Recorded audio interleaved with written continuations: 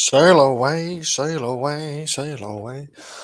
Welcome, friends and foes, to a Friday night live edition of the MMA Huddle.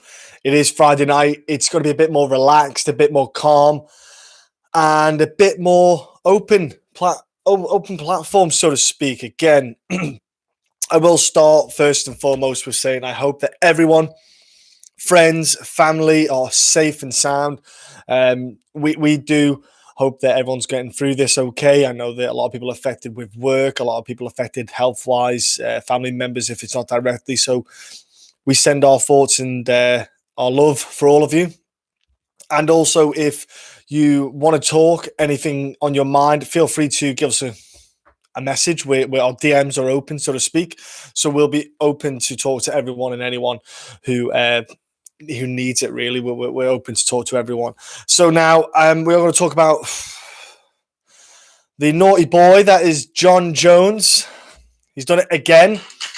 Oh gosh, here we go. Message call through. There we go. So we've got Jon Jones being the naughty boy that he is. Thankfully, or hopefully, sorry, he will learn his ways again. Or will he not? We don't know. I don't know what you all think about Jon Jones and how he's dealing with this, but that is what we are going to look at and talk about. It's frustrating. I've got to admit, Jon Jones is a bugaboo, pain in my backside when it comes to this stuff.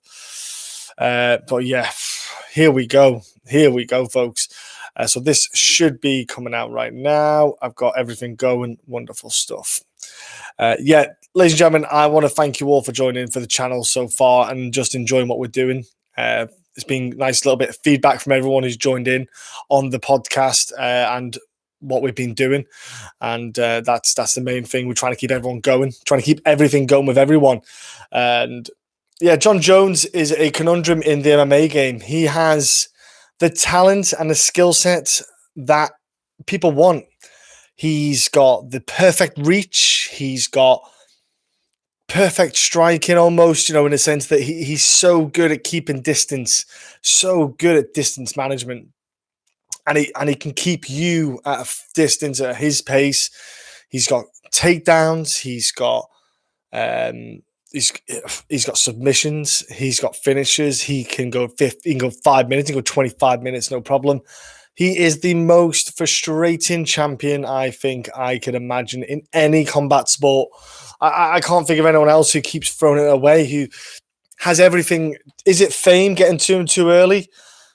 We know from history and what you hear in the fight game is Chuck Liddell liked a cheeky little naughty time with his alcohol, his women, and his potentially maybe narcotics. But I suppose he got away with it back then. There wasn't as much focus on the sport, let's say, back then as there is now. But Chuck Liddell kind of got away with it, and to an extent, Jon Jones did get away with it for a bit, but it's getting to the point now where you wonder, what do you do with Jon Jones? He is a tiresome individual now. It's gotten to the point where you think, what is there left to do with this guy? How do we deal with Jon Jones? How does the public view him? How does the UFC deal with it? Obviously, first round management. Ibrahim Karwar came out saying nobody's perfect. Nobody's perfect with a tweet. Again, defending his man. How long do you defend someone? I know he's your cash cow. He's your money maker. He's what makes you a bunch of cheddar. So you've got to defend him. But how long do you represent someone who's constantly putting themselves in that situation? But then you look at it from the other side of things with Jon Jones. Do you offer support? Do you tell him you need to stop fighting? Do you say, look, you need to go to rehab? You need to see a psychologist? What do you do with Jon Jones if you're Jon Jones? I don't know how his partner's dealing with this. I don't know how Jon Jones. Yeah, John is cuckoo. Jon Jones. Moise Audio. Nice to see you, brother. Jon Jones is. I hope you're well, by the way, brother. I hope you're well. I hope you're healthy. I hope your family's great. I hope everything's safe and sound with you. Jon Jones is something different. Yeah, he is something else, isn't he? He is yeah, he's a conundrum because if his videos come out of the footage of the police officer asking Jon Jones to do the kind of standard test that you do if you're or believed to be intoxicated, and Jon Jones being found to be driving under the influence. And he was or has been seen to say he's got ADHD, he's got short-term memory loss. Yeah. Oh, yeah, I'm superb, my friend. I'm set up from home to work, so that's going to be entertaining in itself, working from home. Accidentally working from home / doing media stuff and prepping podcast bits. So it's all good. Yeah, Jon Jones saying he had a head injury. So we had short-term memory, all sorts of things. He tried to they tried to make him walk one foot in front of the other, count from 47 down to 33 or something like that, and then do the alphabet from E to P, so Echo to Papa. They had him do a couple of different things, and he wasn't doing it coherently. So there was slight delays in him trying to figure out what was next, and he made mistakes as well. And he said he was going stir crazy in the house. He just went out. It was truly strange to see that someone who time and time again puts his foot in it, absolutely puts his foot in. But by the way, Moise, I'm just going to let you know, brother, it's an open forum again. So I am talking about a couple of things tonight, but it's an open platform. Anything can be talked about. It's not set in stone. I was going to mention about Dana White and his thoughts on the coronavirus. And I'm also going to talk about UFC 49 and if that's going to happen, what the kind of perceived potential card could be, maybe, or what could happen. So those are a couple of things I thought we'd have a chat about. It's just a Friday night chat along. There's no set routine with this. It's just an open mic, and it's also just to get everyone joining in. Hopefully we'll get more and more people joining on this, because obviously every day that passes, people are more locked down, people are tied up. It's just a way for people to talk about the sport that we enjoy and reviewing and watching, participating in, even to an extent. And yeah, Jon Jones is a tough one to figure out. I don't know what you think you'd do with him. I would ideally, if I was the UFC, don't want to get rid of him because pay-per-view buys, he brings in the numbers. He's an enigma. So if the UFC keep him, every time he fights or doesn't fight, he gets column spaces, so to speak. So he's getting traction online. So if you look at Google, have like a algorithm that will search for stuff. If you look under Jon Jones' names, you'll see the numbers pop up. And that's what the UFC do. The UFC don't see Jon Jones as a human being. They see him as money. That's what he is. How much value does Jon Jones bring to the UFC? If Jon Jones was not the champion, if he was 3 fights into his contract and did something like that, or maybe had his debut, they would probably cut their losses, get rid of him, off he goes. But because of who he is, the position he's in, and what he's done, he suddenly gets this, I say, godlike status to get away with blue murder, similar to like Conor McGregor and stuff like that, where the UFC will try to make it out like they're not going to accept the behavior, but they will. Jon Jones brings money to the promotion, so the odds of them cutting him are very fine. But I would say cut Jon Jones or tell Jon Jones to have a year out with psychology, maybe R&R, Alcoholics Anonymous, or whatever substance abuse he's maybe going into. We don't know what the full extent is, but if he's got a family and he's turned himself to drink, what is the reason for turning to drink? If it's not the family, is it fame getting ahead of him? UFC betting expert here. Let's hope at least John is back. Yeah, Jon Jones. I don't know how it works in America as well, folks. I've got to admit, I don't know the law procedures. I don't know how the kind of punishments are in the US. I don't know how you guys or anyone who's watching from the US, how it works, where you're the driving under the influence or the weapons kind of situation. I'm not sure what they are, so I don't want to comment on what the potential outcomes are for him. I do know the outcome, though, is not good in a sense of he keeps doing this. He keeps making these mistakes, and it's a very similar pattern to the same mistake. So he's clearly not learning from them. And Dana White isn't. I'd love to see what his comments are. I don't know if he'll be sticking. Yeah, they have a free strike rule. Okay, that's interesting. So I don't know how many he's been convicted of though in relation to the free strikes, because I've lost count of how many times he's been in trouble. Let's be honest. I think he may be agreed settlements outside in the past, but Jon Jones he's a huge question mark in the sport. I don't know what would you guys do with him? What would you do with Jon Jones?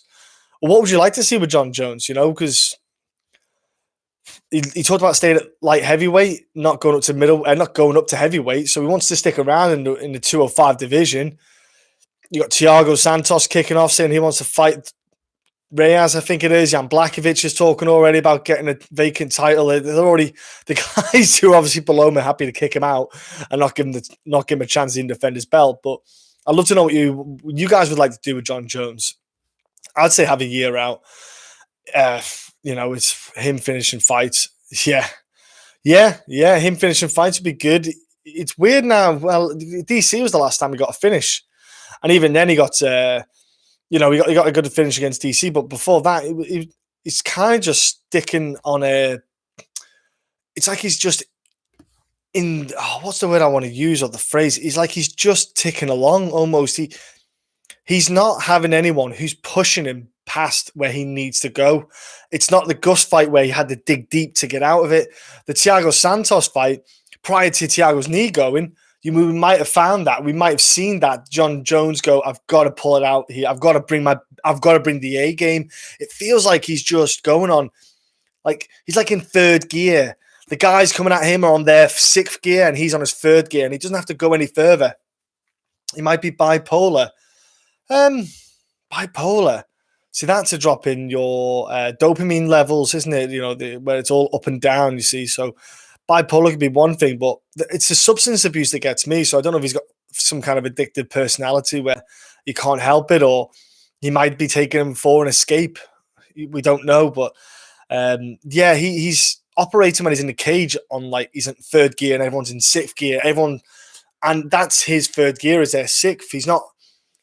If Thiago Santos maybe didn't get that knee blown out, we might have seen Jon Jones had to go a bit further. See, I was expecting Jon Jones to take him down, and I'm surprised he didn't take him down when his knee went. So I would have thought that would have an even bigger opportunity against Thiago Santos when the knee buckled. He would have had a higher or stronger probability of getting a victory of a submission over Thiago Santos, because Thiago would have had a really tough time getting up with that knee. Would have kept buckling, or he could have ended up just tapping because it went fully. But I don't know what Jon Jones does right now, because the irony was he put down that tweet about everyone stay at home, be safe, etc. And what was it, 6 days ago? And then he's out there drinking and driving around. So he's just a special kind of individual, Jon Jones, I have to admit. I'm looking forward to seeing what Dana comes out with next. I'm sure Dana will say not much until they get the results back, maybe of his breathalyzer. I don't know if that's been coming out yet, or and I'm not sure if they've done that testing yet, or they might be doing bloods. If they take him to the police station, they can do bloods where they get a more precise reading on what his kind of content levels were of alcohol, or if there was anything else involved in that matter other than just alcohol or dick pills again. But yeah, that's Jon Jones, the boy who never learns. He's got everything skill set wise. He's got everything you'd need or want or desire to be the best in the world, and he just keeps throwing it away. Nothing cage related. It's just outside of it. I just don't see him ever learning, because he keeps doing the same mistakes. He keeps doing this. I truly believe he is a guy outside when the sport is gone, he's finished his career. I've got a really bad thing for him. I've got a bad thoughts for him, because when he's not got the training, he's not got the camp to focus on, he's got nothing to aim for. I am worried for that guy. I am worried for Jon Jones and what will happen to him. Considering his brothers, they're studs in the NFL, absolute studs. And you would think they would be trying to make something happen to fix him, to try and, I don't know, or support him in some way, but it seems to not be there. So that's Jon Jones for us, folks. Again, put your comments in about what you think about Jon Jones. If you don't mind hitting a like and hitting the subscribe button if you haven't already. And I was going to talk about Dana White's comments on the COVID virus and his kind of perception of UFC 249. And again, I'd love to see your thoughts on Dana White as a person. I feel like with this medical epidemic that we have going on in the world right now, Dana White's kind of shone his true colors out, where he's putting money above everything. He's showing that he's a businessman before he's a human. He's all about the profit. He's all about the gain. He kind of writes it off. He kind of writes off what this is. He kind of writes off what's happening in the world to people around us. And, I know the fighters will obviously, because people who are signed to the UFC are not going to discriminate him or go against him. End of the day, he's their employer. He's the guy who pays the check, pays them. There's no support for the fighter if they want to go up against an employer. There's no union, so they haven't got like the stand on anyone anyone who comes to go Dana White. But if you're Dana White and you're saying we will make that fight card happen, well, you look at everyone on the fight card that was originally due to fight. Everyone can't travel. People can't train. There's no gyms open. Well, there's no gyms open per se with mass numbers in for camps. The travel arrangements must be terrible. They weren't testing any of the fighters in Brasilia. Joe Rogan's come out and said he's not going to commentate on that either if it happens. There's a lot going on there, and we don't know how bad or how tough the restrictions would become maybe come mid-April by the US, never mind the UK or Europe, etc. The US alone might implement further sanctions. I am absolutely flabbergasted that Dana White is so persistent in making it happen. He's done a couple of interviews recently, and I just find his attitude, I think it's deplorable. I think he's absolutely disgusting the way he's been. I understand that fighters only get paid when they fight, which, ladies and gentlemen, Dana White, UFC, multi-billion dollar company. They're not short of a few quid. They're absolutely loaded. They could easily pay fighters from the London card and everyone else, and it would be a drop in the ocean. But I still believe they haven't done it. I still believe, from what I've heard from the fighters, have not been or received a penny from the fight camps that they made for the London card.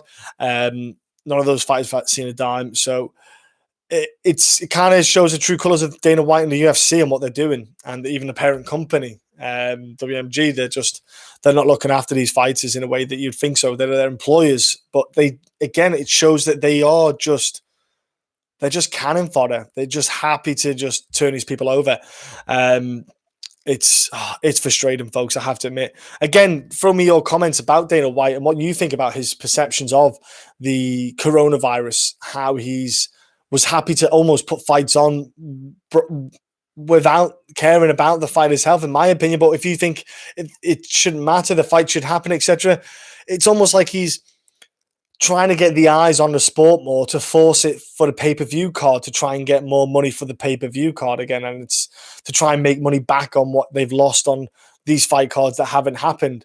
I haven't been a fan of this at all. I thought his behavior is out of order. There's nothing to stop you delaying UFC 249 because there's no guarantee about 50, 51, etc. So there's no harm in delaying 49 for a week till the end of April or 2 weeks. There's no harm in doing that, but it seems that he's got this warped perception that it's got to happen. There will not be anyone in the world who would complain that the UFC 249 card does not happen. Not one person in the world would complain. Even Khabib, even Tony Ferguson, they would accept the circumstances that they are under. I believe Khabib's in Russia, finishing his camp. I think I saw someone saying he's gone to Russia. So I'm not sure how he's going to get back to the US as well. Are they going to have it in the US? Dana White's hinted it's in the US and Florida. Now I can see why he's looked at Florida as an option. You've got American top team there, so you've got an absolute mass of fighters to choose from as well. Henry Hoofer's got all his boys down there. So there's a ton of guys in the kind of Florida state area for filling the card up as a main card. Trying to move Rosenstruck and Ngannou onto the card. Sweden or Saudi Arabia? Sweden, yeah. Sweden would be a nice one. Saudi Arabia. The blood money in Saudi would be an option, wouldn't it? If you're the Sauds, all that blood money, they could just literally bring over their own private jets, do it themselves, and have like a barrel of cleaning products. So you just dip yourself in when you land and take yourself off. Or just put them through like a car wash, like a human car wash, scrubbing them clean. Yeah, Arab money. Yeah, blood money. That's the only reason you had, what's his name? Anthony Joshua and Ruiz fight happening in Saudi Arabia. You know, you had two guys going to Saudi to fight. Absolutely preposterous. Why on earth they didn't do it in the UK? But that's boxing. But Saudi's not a bad option. Dana White will, you've got all the sheiks and stuff like that, the mega rich kind of folks probably trying to make something happen. But I'm perplexed about what Dana White's going to do. I'd love to know what he's going to do or what his thoughts. I'd love to see the list of places he's looking at and why, and the card. I want to see who's thinking about putting the card, because I want to know how many fighters are training to be of a quality. You won't lose their skill set. I'm not saying any fighter's not going to know how to go in there, especially your top bred guys. They're not going to forget how to throw a punch. They're not going to not know how to do a takedown. Khabib's not going to forget what a double leg or a single leg is, or a high crotch single. He's not going to forget. Tony Ferguson isn't going to forget what a triangle is or a DOS. But what you potentially might not get is the best performance out of them.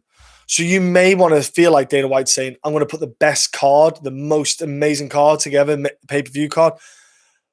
But are you going to get the best guys out of them? Are you going to get the best Tony Ferguson, the best Khabib, the best Ngannou, the best Rosenstruck, and whoever else he's thinking about putting on there? Are you going to get the best versions of them?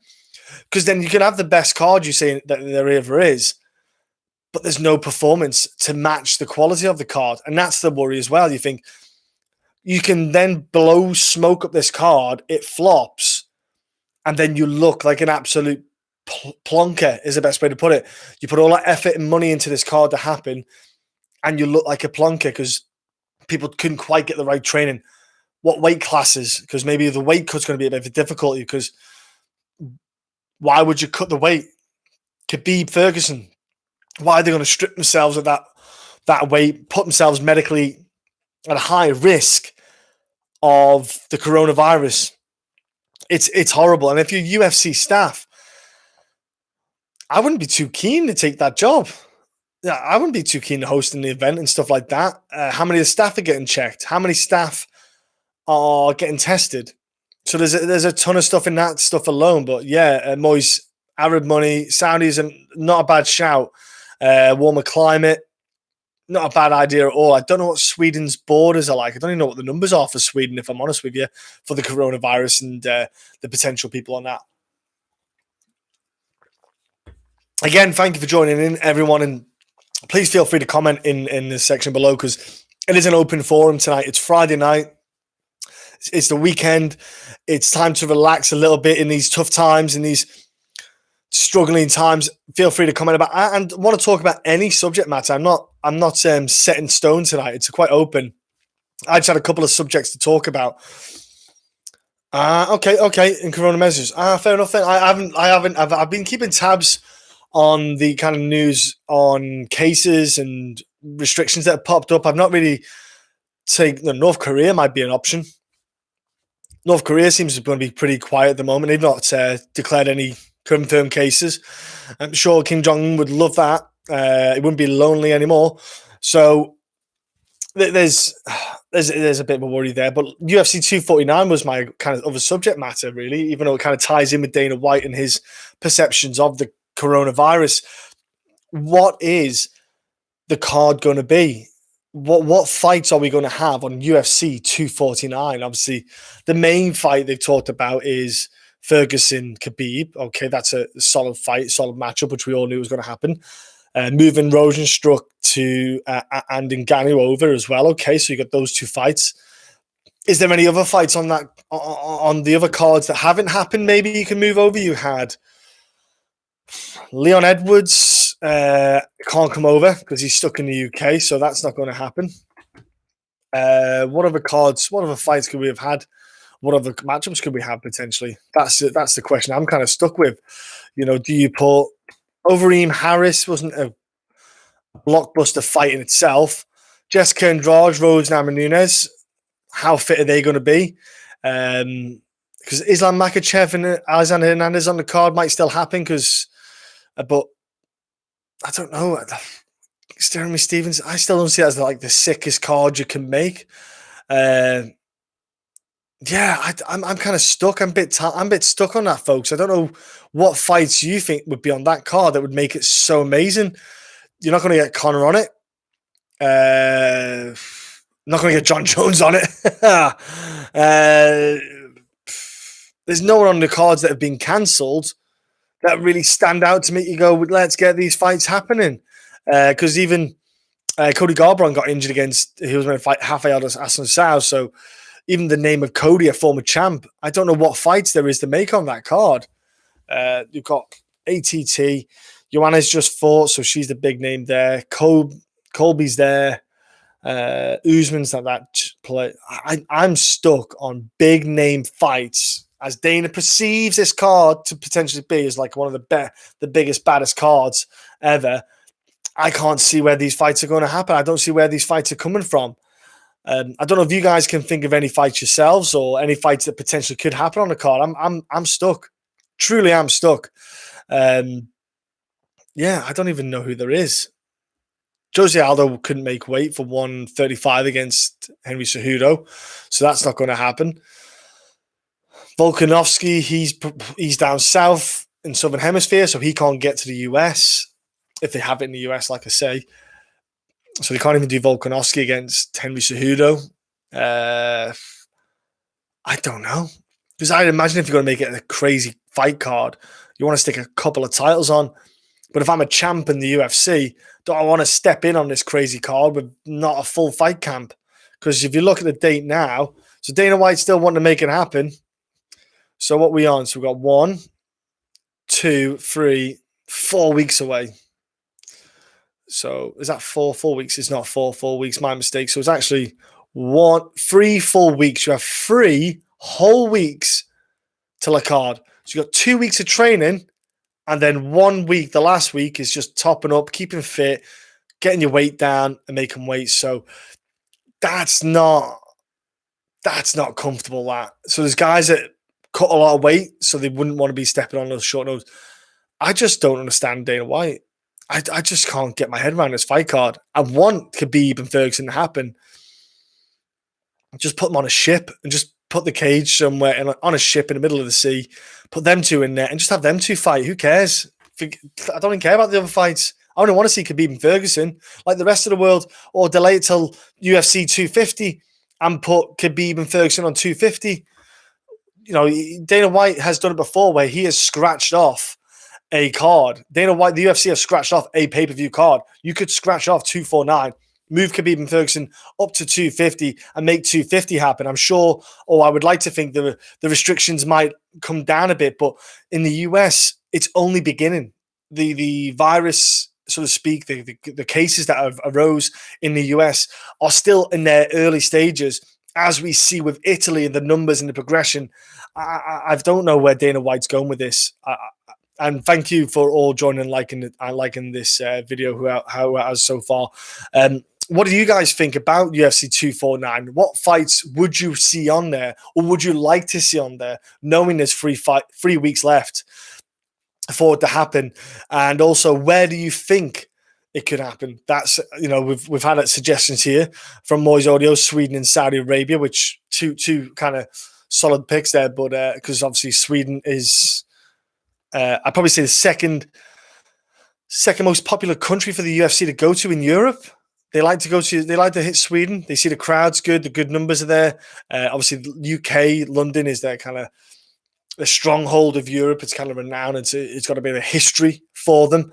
But yeah, I am super curious to see what's going to happen with that in regards to fights. How many fight cards? Because he's not going to do a prelim card. He'll just do one main card, one pay-per-view. Will he have 4 fights, 5 fights, 6 fights? I don't know. I can't see it happening. I don't think anyone else can.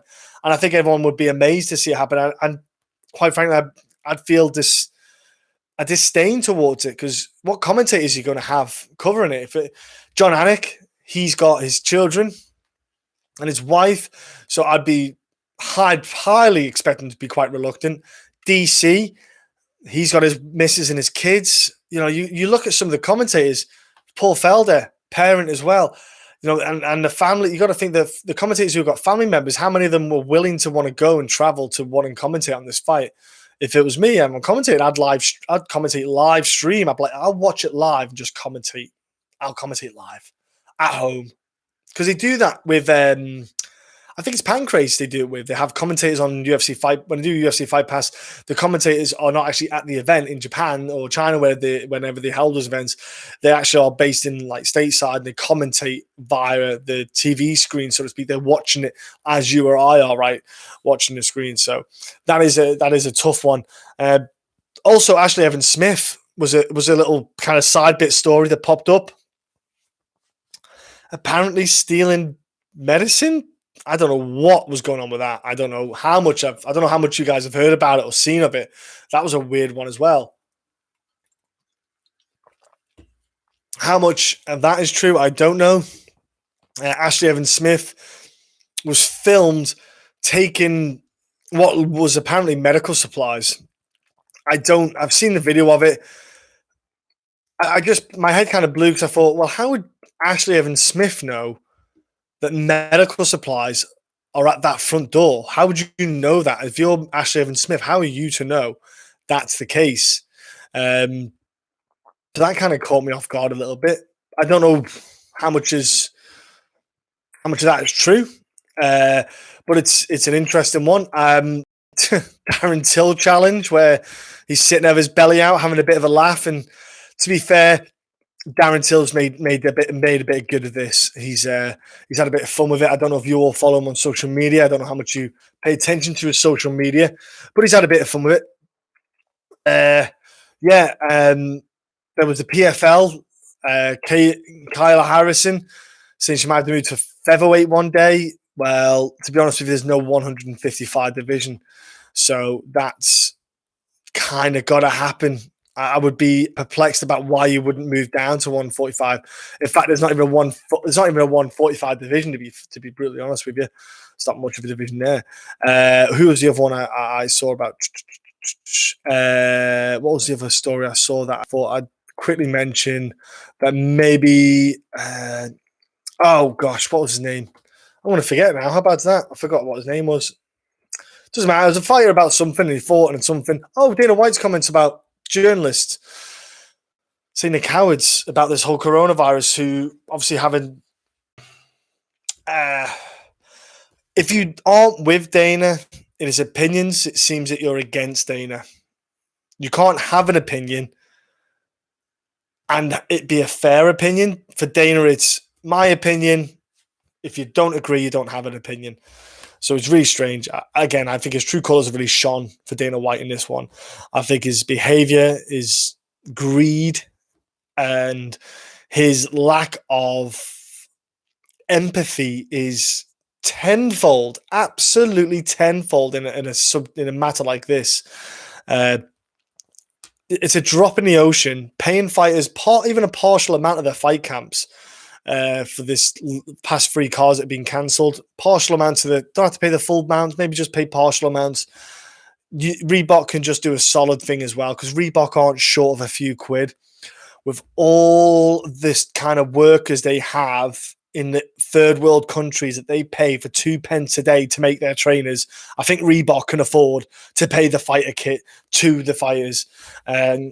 So it's another thing that just blows my mind. And then you see all these fighters having to do stuff to kind of get money and get by.